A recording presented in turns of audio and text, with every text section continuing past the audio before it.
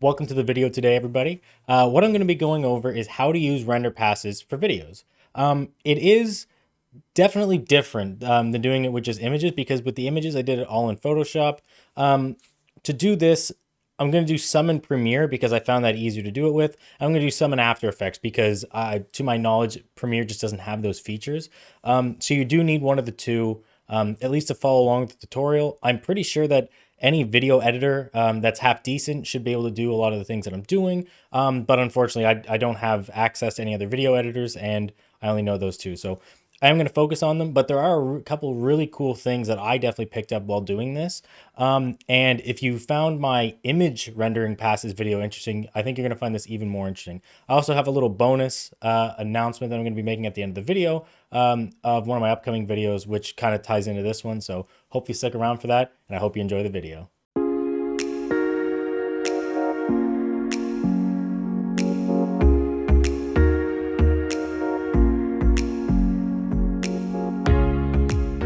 All right, so the first thing that we need to do to get started is to get all of the actual render passes. What I'm going to do is I'm just going to take this clip and I'm going to edit it a little bit. So I think I'm going to maybe move it up so it starts like here, and then I'll probably move it so it's want to be in front of that tree, and then maybe I'll move it back here, something like this. So I guess I'll throw that in here, delete that. Now let's just play this through to see if it's half decent. Yeah, so I think I'm just going to move this back more. Something like that. What is this at here? So this is 1.6. We'll change this to like, actually we'll change the other one to 1.74, and then we're good to go. All right. Hit OK on that. Play it. And this doesn't have to be perfect, so I'm probably just going to, yeah, that's definitely good enough. Okay, so what I'm going to do now is just for the purpose of this video, I'm going to get rid of all of these just so that everything renders faster. But obviously you can do this with effects on. Right, so then that should be good. We're going to go to the render clip. Now, as you'll notice, there are no render passes. The reason being is that Lumion cannot export a clip with render passes, but it can do images, obviously. So we're going to use image sequence, and then as you can see, everything appears. I think the reason why this is because when Lumion's making a video, I think it compiles all the images itself and then kind of spits out the video. And so for that reason, it probably is more complicated to try and do that with every video at the same, or every image at the same time, making like 7 different videos. So I think they just didn't bother. And in reality, I think you should be using image sequence anyways, because if you have like a moonwalker or you mess up in some way, you only have to render from that particular point, and it's easier to kind of make little adjustments if you have to like mask something out. That's what I find, at least. So we'll do 30 frames a second. 3 stars should be fine. We're going to turn all of these on, and then we're going to go to full HD. I'm going to make a render passes library, whatever. So I'm going to put this in here, and I'm just going to call this like test or something. And I think we hit go. Then this should take about 8 minutes. So I will check back when this is done rendering, but it shouldn't take too long. Okay, so the render pass is just finished. I think it took about 8 minutes or something like that. Then what I like to do with these is just to kind of keep things a little more organized and easy to find. I'm going to make folders. So one's going to be color. I'm just going to go through and make one for each. So lighting, specular. And then there's also the material ID. The sky alpha, the normal, and lighting, material ID, normal, sky alpha. Is that it? Oh, depth. That's the one I missed. Depth. Okay. Right, so then what we're going to do is just go grab the top of the color, shift click on the last one, drag that right here. Depth, click the first one, shift click the end, throw that in there. And like I said, you don't have to do this part. This is just because I find this is a bit easier. What I then do after this is I'll just make clips out of everything. So again, you could just do this all inside of Premiere, but I found it was easy to go in and actually export everything. Just because then if you're moving it around between like Premiere, After Effects, whatever, you're just kind of using like the clips, and you don't have to import that every time. But that is just a personal preference thing. And yeah, so we're going to keep going like this. And Sky Alpha. And then the Specular. Okay, so that should be good to go. I'm going to open up Premiere. And like I said, I'm also going to make one other folder here, which is clips. I'm going to put a underscore there. And then I'm just going to open a new project. We'll just call this clips. All right, and then what you're going to do is just go up here, File, Import, Color, and make sure this is clicked on. Import. There you go. So then that one's ready to go. You can just drag that into the timeline. And it should be really quick. But what I'm going to do is I'm going to File, Export Media. And then I'm just going to go down to YouTube. I find this is the best way to export from Premiere. It's the fastest too. So we're just going to make sure this is linked up to the right place.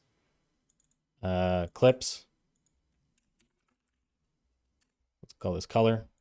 And this part is a little bit tedious, but I do find that it saves some time kind of down the road, just like setting everything up.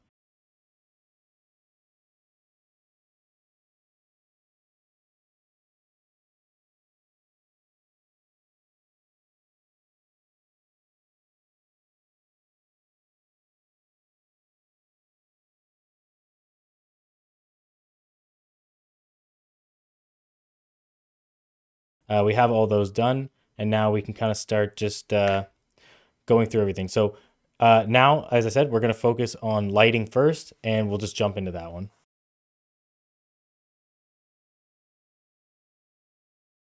Okay, so we're ready to get started. Now, you should have all of your the clipped over here. So what we're going to do is we're going to drag in the test. That's just what I called this one. This should be just kind of like the color pass. So what we're going to do is rename this to color.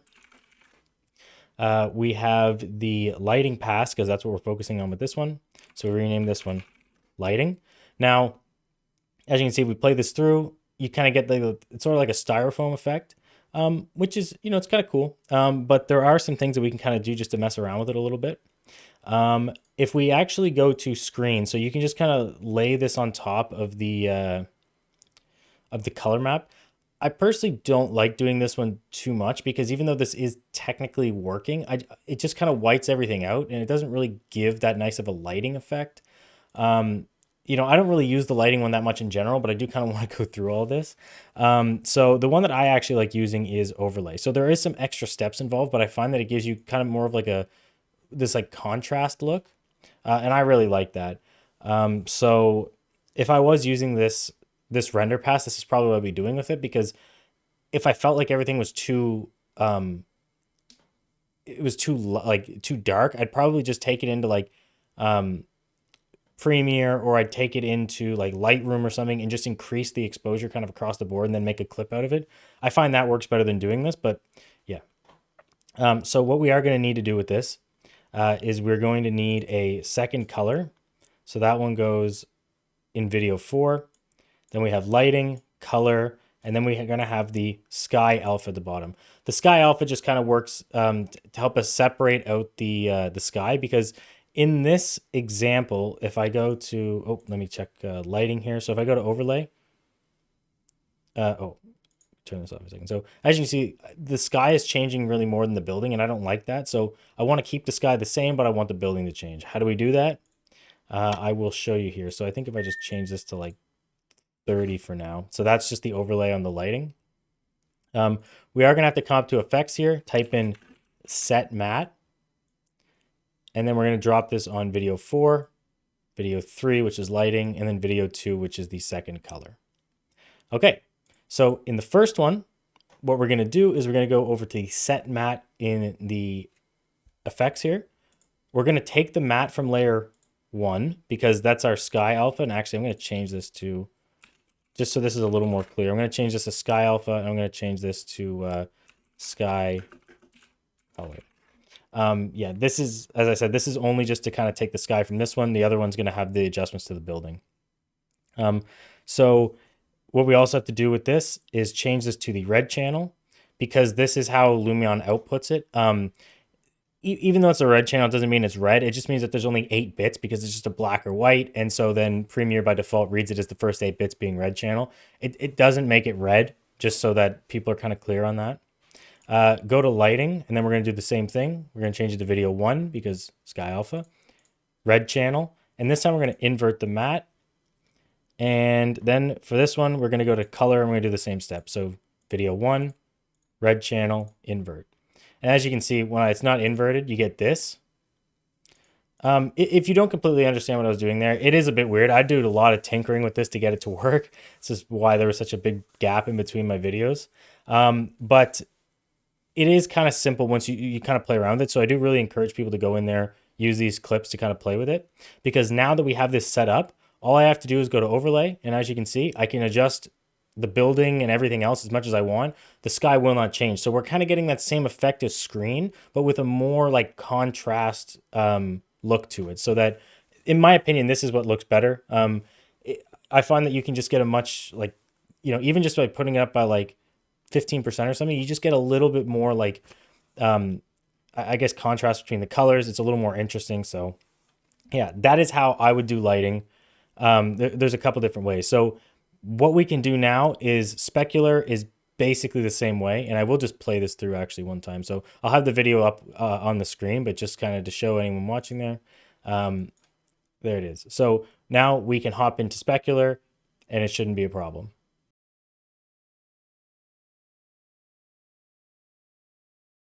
This is going to be the shortest one because we've already kind of gone through exactly how you would do it with lighting. It's this part, all I would do is I'd come to the lighting pass here, delete it. We're going to go to Specular, drop that in here. And then we're going to take the set matte, drop that in there. Video 1, red channel, invert. And then from here, you can go to overlay.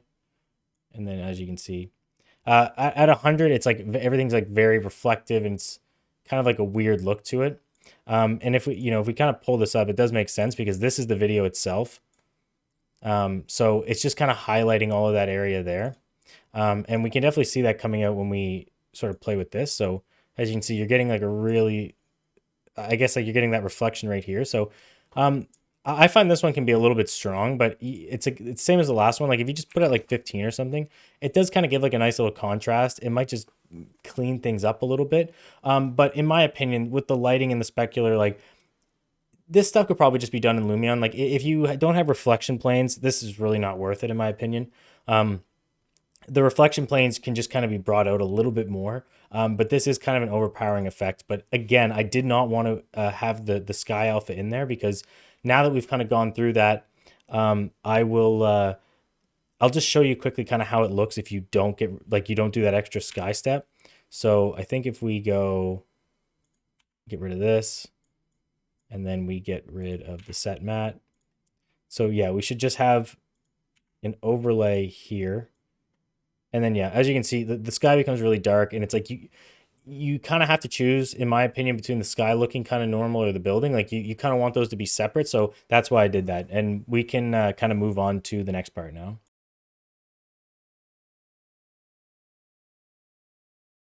So even though we have used the sky alpha in the previous passes, I'm going to focus specifically on how to get this one to work, because it's I do find it's very, very helpful. So we are going to do this.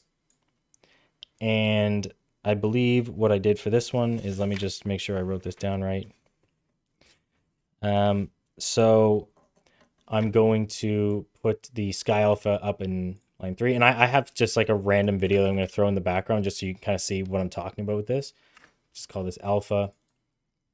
Call this color. And so once the clips are in, I will just get some random video, and I can share this one or something like it with you guys if you want. Where did I put that? I just need any random video. So videos, whatever, this will do. So I'll just put that one in there. And then what I'm going to do is I'm going to take the set matte again, drop that into the, oh, I actually have these mixed up, sorry. So alpha goes on the bottom, color goes on the top. So set matte goes here, and then we're doing the same thing as last time. So we're going to flip this to red, and then we are going to invert, set it to 1, and then welcome to the video tonight, everybody. Right off the bat, like when I first started doing this video, I was actually a little bit surprised. Yeah, I'll mute myself for that one there. But yeah, I guess I actually skipped a couple steps because that was way easier than the way I was actually, there's a couple extra steps, but I guess it just works like that. So, yeah, the set matte is a pretty cool tool. Like I actually didn't even know about it until, I started trying to make these videos. So yeah, that one, that's just as easy as that, I guess. Just bring in the, have the color map, and then your background image, and then you just have the sky alpha, and you can just cut out anything. So if you have to have a video, maybe I have like some drone shots, that kind of thing. I am actually gonna be making a video about this hopefully this week. The only reason I haven't yet is because I need a very specific drone shot to like you have to kind of do all the work physically, because obviously you can't track it in Lumion. So you have to like do some measurements, make sure it's okay, and then you can have like a view going up. So we are gonna be doing something similar with this. And I am actually gonna mention something about that at the end of the video.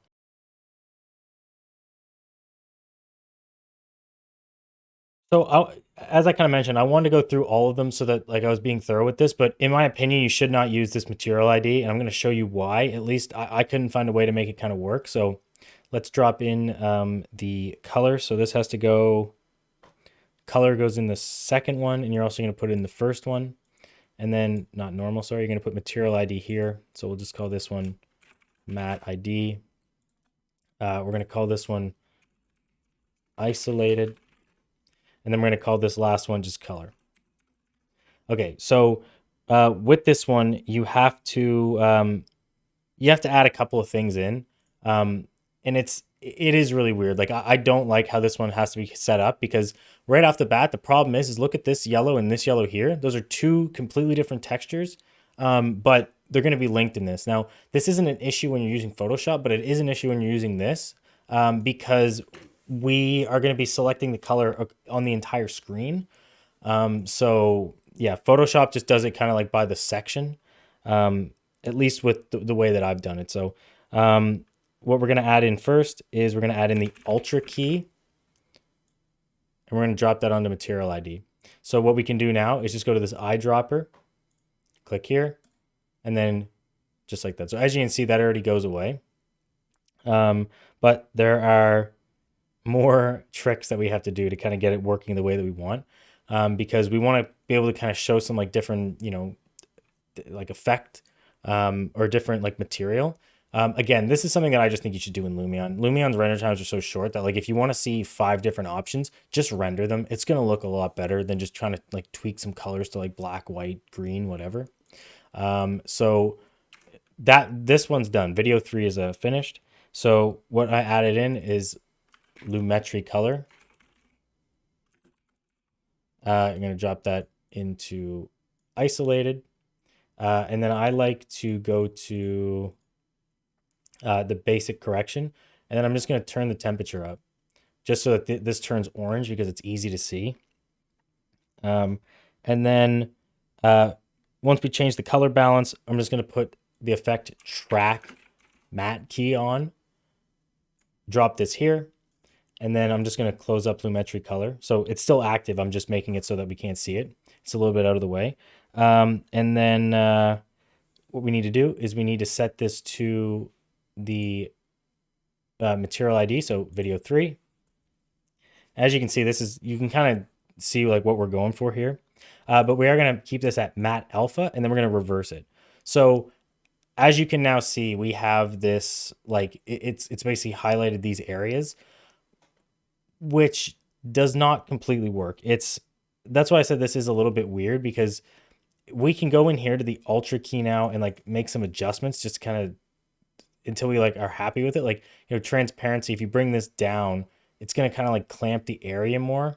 Highlight, you can see, like, by playing around with this, like, it's kind of hard to say exactly what you should do with this one, because you just have to make it work. Like, this is how I do my green screen and stuff like that. So I was a little bit familiar with it, but as you can see, you kind of mess around with that, but it is cool, like, that you can sort of highlight everything like this. Like, if you're going through saying like, yeah, like, like, this is how it basically works, but Material Highlight more or less does this in Lumion. So it's like, I kind of had a fun time figuring out how this worked, but it was kind of annoying at the same time. And it's not perfect. Like, if you kind of notice, like right here, there is kind of like an edge around the tree, that it kind of loses that effect. But yeah, once that part's done, then you can just kind of come in here and like mess around with the color. Like, if you want it to be like blue or whatever, there needs to be more functionality if it's going to work with Premiere, basically, like, because this works fine for Photoshop because you just click it, but like,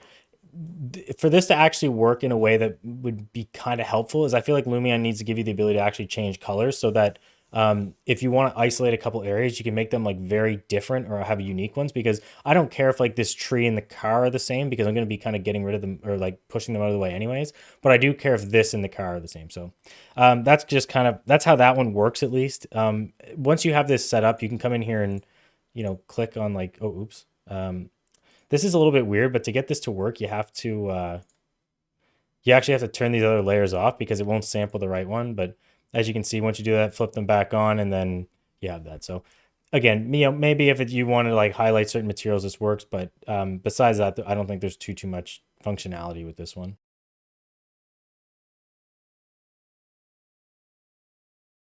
Okay, so we made it through the Premiere part of the video. Now for these last two, it seems like it's way easier to use After Effects, so hopefully you guys have access to that. But what I'm going to do is just make a new project. I'm going to make a new composition. I'll call this one Depth Test. And then what I'm going to do is, I'll just get rid of that one. I'm going to go into my Clips folder. I'm going to drop in Color, and I'm going to drop in Depth. Okay, so now I'm going to double click on this one that says Composition, and then I'm going to drag in the color, and I'm going to drag in the depth. Okay, so that's basically all we have to do for that. As you can see, if we kind of go through this, we have that, but we can't see the depth. Now, there's a really easy way that we don't have to kind of mess around with these layers, do some different stuff. Just make sure that you have this color one clicked. Go to Effect, Blur and Sharpen, Lens Blur, Camera Lens Blur, sorry. And then you have the blur radius. So that's kind of like how intense the blur is. So that's pretty heavy right there. Now, for some reason, After Effects has a fairly crappy preview. Like, things will look pixelated, but I found that if you just kind of like leave it for a second, it looks okay. But right now, this is kind of, it's not really in focus. So what we need to do is we need to select the layer over here and go to Depth. And then, as you can see, that right off the bat, that kind of changes things, put things a little bit more in focus.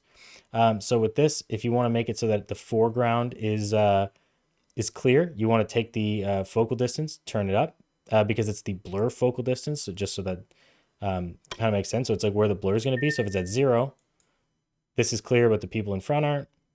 And then 255 is the max, and that's like, this is kind of clear. So as you can see, it's kind of better if you see this here. So as you can see, the tree is very clear, but as I go down, the building is now clear. I find it works best kind of like if you're doing like this, like maybe not all the way, but kind of like, yeah, I don't know, that you have to play around with that because every scene is going to be different. But you can do a really cool trick with this. So to me, this seems like it's superior to Lumion's depth of field. As long as you can get the correct depth map out.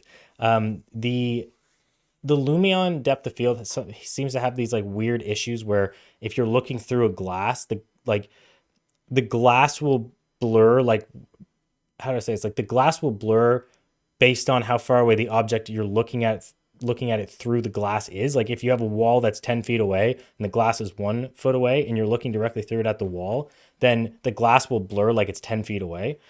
So this can be fixed basically by doing it this way. What I would do is if you want to have like a shot of like a dining room table and you kind of want to put some depth of field on like the wine glasses or something, I think what you can do is take the wine glass model, turn it into just like a random material, and then render out the depth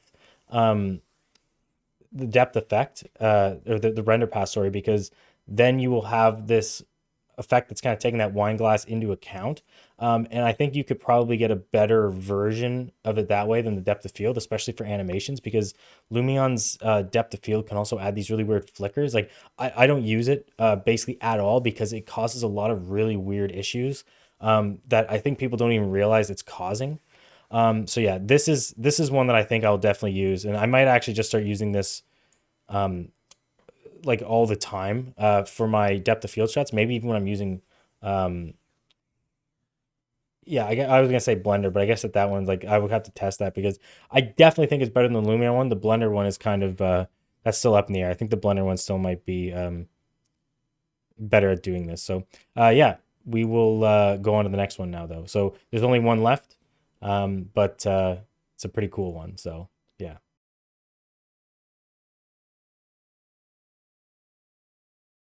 Okay, so let's do the final render pass here and we can finish up this tutorial. So what we're going to do is create a new project in After Effects, new composition. Let's call this one base. And then what we're going to do from there is we're just going to grab our clips. So render passes. So we're going to need the color.